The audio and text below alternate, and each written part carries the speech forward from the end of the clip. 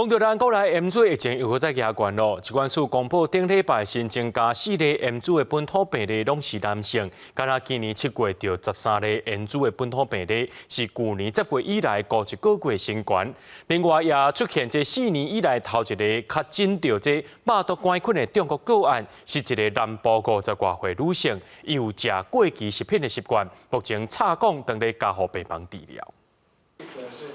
4年来第一摆出现肉毒杆菌中毒的事件，个案是南部50几岁的女性，这个月13是出现腹肚痛、落屎、吞物件含讲话真困难，这神经学的镜头去看医生检查排除脑中风，后壁才确认是肉毒杆菌中毒，即马搁伫加护病房在治疗。经过疫情调查发现讲，个案是家己大，而且惯是食过期的食品，但是个案插讲无法度详细问伊食物件的历史。疾管署讲，肉毒杆菌中毒的原因大多数拢是食品无处理好，还是无保存好，那无水食药啊，致死率到60%。变质的这个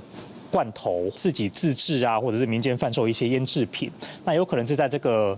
制造或包装的过程中呢，有这个肉毒杆菌存在。另外 ，M 豆的疫情阁升温，顶礼拜是增加4例 M 豆本土个案，因拢是本国籍的男性，而且都唔捌做过 M 豆的疫苗。年岁是伫30多岁到40岁，大的县市是北部3例，中部1例。7月加起来已经有13例 M 豆的本土病例，从去年10月以来单月新冠。 总计7月已经累计有13例，是从去年10月以来这10个月当中单月的新高，而且预期整个夏季因为人潮拥挤的活动还是持续在开办，这个疫情会持续的升温。疾管署提醒讲 ，M 豆的潜伏期会当到21天这么长。一寡个案伫咧镜头出现进前的1天到4天，都已经有传播力。做疫苗是目前上有效的预防方式，因为搁再上 M 豆的疫情搁在持续。叫热期间，真侪人出国去佚佗，加上7月初7情人节都要来啊，社交活动的频率大增加，提醒民众要注意个人的防护。记者综合报道。